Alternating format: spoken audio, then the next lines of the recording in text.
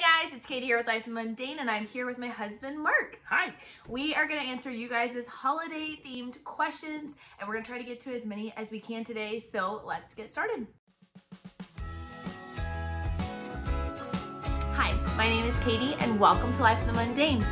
I am a second-generation homeschool mom of 6 beautiful kiddos, and on this channel, we talk all things resources.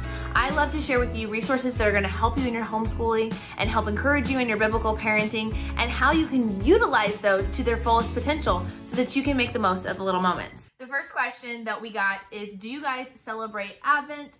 Do you have any favorite devotionals that you like to use or materials that we use? I'll say yes, we celebrate Advent. Not necessarily the traditional like candles and the wreath. Yeah. But we use.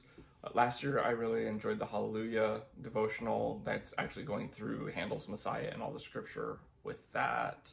I know in school you use Truth in the Tinsel. Yeah, we use Truth in the Tinsel and really enjoy that one. I've actually done an entire video of 5 different resources that I recommend. It might be even more than 5, but several different resources that we have used in the past, both in our homeschool, but also just like as an Advent devotional kind of thing. And that both of those are in there as well as a couple of others. So I'll link that up in the iCards and down in the description below so you guys can check it out. But yeah, we've never done the candle thing. Not for any reason, we just haven't done it. Yeah. We have done like Jesse Tree before, yes, but we switched out Jesse Tree for the Truth in the Tinsel and liked it a little bit better. So yeah, there are a lot of resources out there, but I'll link that video so you guys can see more about what we're talking about. Yeah. What is your favorite holiday tradition? One with the kids, one with just us, or both? Favorite holiday tradition for me is one of the resources we use around Christmas, and that's actually Sparkle Box. So that's actually one of the resources I talk about in that video. We have a big sparkly box under our tree. It sits prominently in front of our tree at Christmas time, and it's always a lot of excitement around it, and it can't be opened till Christmas morning, but it is the first gift that we open on Christmas morning. And I think I still have the ones in here from last year because I haven't switched it out yet. Let me show you an example. It's how serving others is a gift to Jesus. Yeah, so it's going off of the verse of do unto others, whatever you've done unto the least of these, you've done unto me. And so we take pictures of our kids all throughout the year. So here are the boys cleaning up at church. Here's when we went and helped another family move. I'll say Katie's grandmother moved to the area last year, and so it's one of those, helping grandma move into the area. Get settled in, do yard work, stuff like that. Just general ones like helping with siblings that we've noticed throughout the year or helping with cooking, things like that. So we take pictures. We do not let them know what's in the box at all. It is just kind of us catching them and really serving, like truthfully serving with no other benefit to themselves. And so it's a really fun thing that we open on Christmas morning. They get to look through and see, and it just kind of encourages that attitude because these are not just things that happened during the Christmas season. No. It's all year long that we kind of catch them in these moments so that we can show them how we can serve Christ all throughout the year. I think for me, the Sparkle Box is probably my favorite tradition. Yeah, it's mine. I think that beyond that, I really enjoy reading Christmas books with my kids. I have a huge, enormous collection of Christmas books. Yes. More Christmas books than you could ever physically read in a Christmas season. But I really enjoy sitting down with the kids and just reading Christmas books and getting to watch Christmas movies. We kind of just make a season out of it and doing a lot of those. I think those times of getting to spend time with the kids and do that are some of my favorites. I've also done a video of my favorite Christmas books. I'll link it up here in the iCards and in the description below.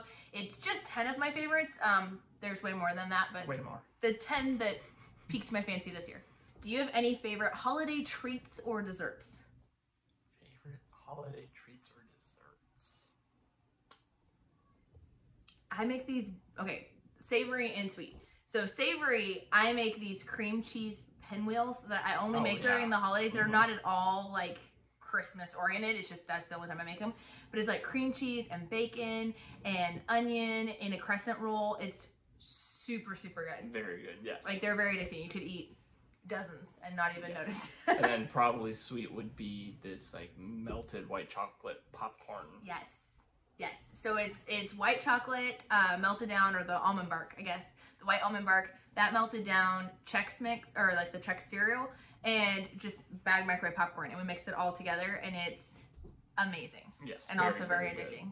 Okay, how do you make time for each other in the midst of a really busy, crazy holiday season?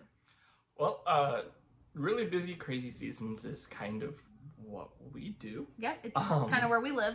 We actually, in our podcast, we talked about this, making the time that we do have together, especially count. So it's it's not just turning on the TV and sitting and vegging on our phones. It's making sure that even when we're at home, we're being intentional with the time we have together. Well, and we enjoy doing a lot of the holiday things together. So like when we go out, a lot of our Christmas shopping we do all year long, but we do a lot of that together.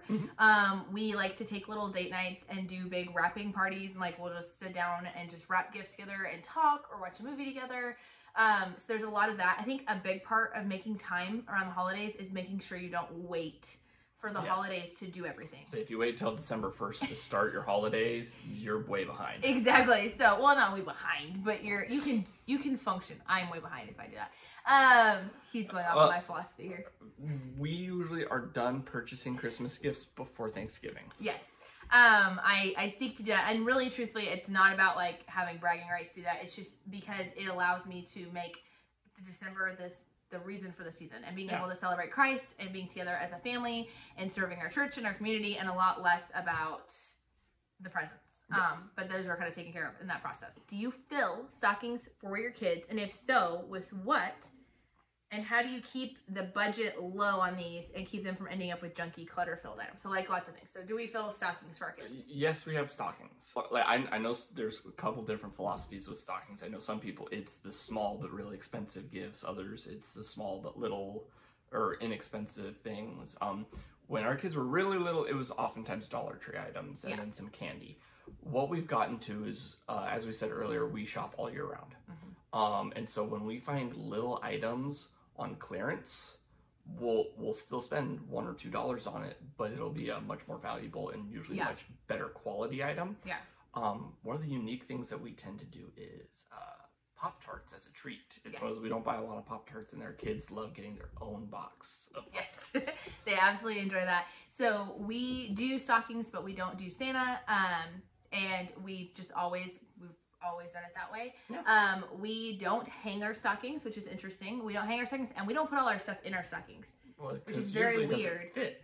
I know, but like it's something that we grew up doing because you guys grew up having it in your stocking, right? Yeah, it was in the stocking. Okay, and you grew up having your gifts wrapped. In the stocking, yeah. Yes. So our stocking gifts growing up were never wrapped.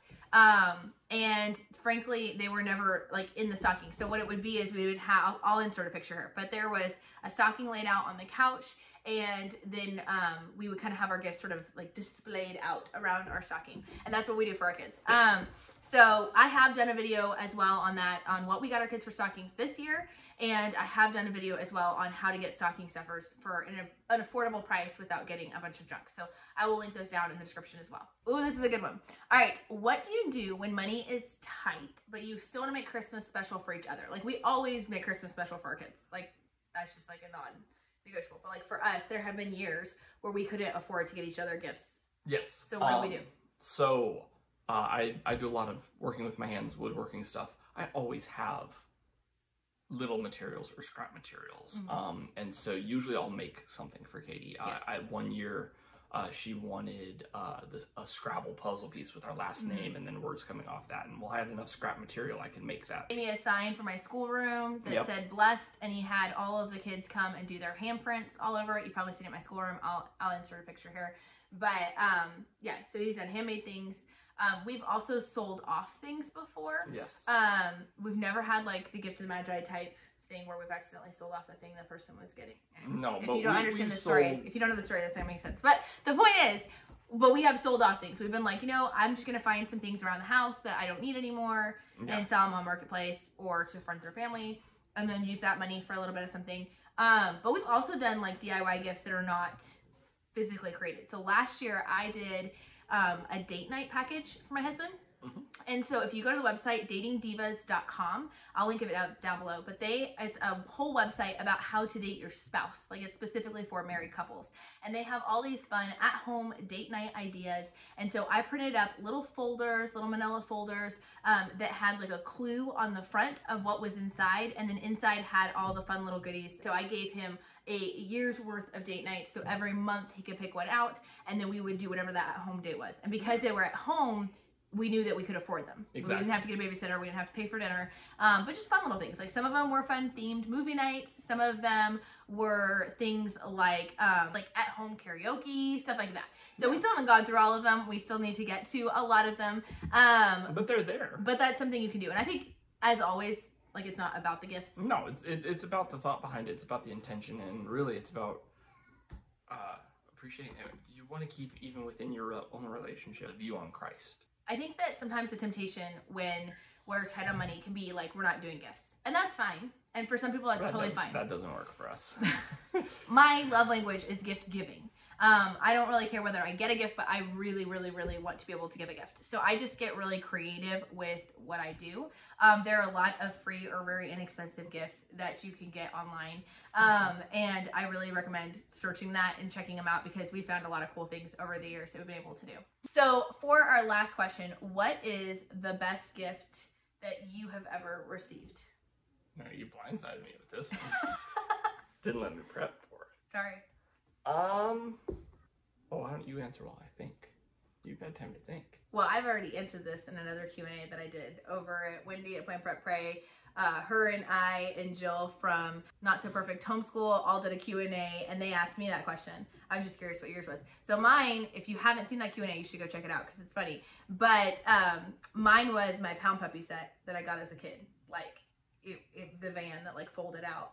Absolute favorite gift by far. As an adult, probably my iPad. We don't ever give each other like super fancy, like expensive gifts. Like, that has seriously happened maybe just that one time. Well, you got me a tablet.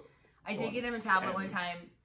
And then he got me an iPad, which again, never happens, but it was one of those situations where we sold off something in order to pay for it. It was not like in our typical budget. No, not at all. So that was a really fun one, and it really surprised me. Like, I was not expecting, because we don't typically do anything that big, I was not expecting that. So that was a really fun one. But what about you? Childhood and adult? Adult, probably the tablet. Yeah. Yeah. I mean, let's be honest. Yes. Like Noel. Like, everybody just wants an iPad. Yes. And then as a kid, honestly, it was probably my parents one year got me a really nice backpack. I was very heavily involved with Scouts. And he is an Eagle Scout. And they got me a very nice backpack one year. Yep. So that is the end of our Q&A. I did get a few more questions that were not holiday related. I am going to do a separate video answering those questions, so please stay tuned. I will share more about that. I may even do some shorts. And if you guys would like to hear more about our story and get to know us more and what God's been doing in our life, you can check out the Life of the Mundane podcast that Mark mentioned earlier. It is on any regular streaming service, but there's also a website I will link down below. We are currently taking a little bit of a pause on putting out new episodes. We've had a lot of stuff going on in our life, and I'm going to actually be sharing a video about what has been going on. So please subscribe and stay tuned so you can learn more about that. We've had to kind of put a pause, but we are coming back, and there are actually quite a few episodes already up, so you guys can definitely listen to that in the meantime. We will talk to you guys next time. Bye. Bye.